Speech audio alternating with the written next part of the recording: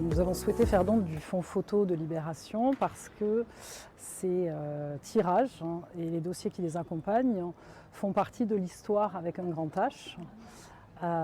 et sont finalement autant de témoins singuliers d'une époque et de temps forts qui ont marqué l'actualité depuis la création du journal en 1973. Sans doute qu'à l'approche de notre cinquantenaire, il s'agissait aussi d'avoir un regard réaliste sur la force de ces tirages et le fait d'en tirer peut-être davantage parti en le partageant avec un public plus large que celui qui aujourd'hui a la chance d'y accéder. La deuxième raison, c'est que nous sommes un journal, ou plutôt un média, et que nous n'avons pas vocation à être un bâtiment ou un gestionnaire d'archives.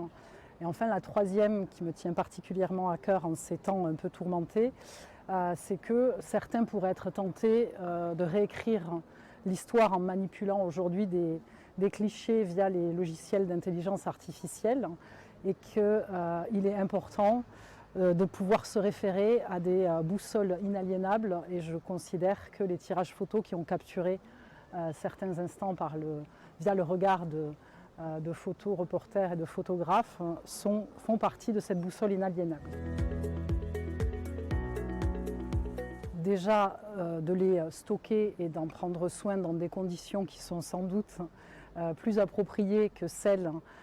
que nous avons pu avoir jusqu'à présent, de valoriser ce fonds au travers de la mise à disposition d'une part de la communauté de chercheurs mais également d'un plus large public, ainsi que des mises en valeur ponctuelle, en écho peut-être à d'autres éléments qui constituent le fond des archives nationales, ce qui pour nous permet d'inscrire l'histoire du journal dans une continuité et d'envisager la suite avec beaucoup plus de sérénité, puisque nous sommes en confiance, on va dire, quant au dessin de ces tirages.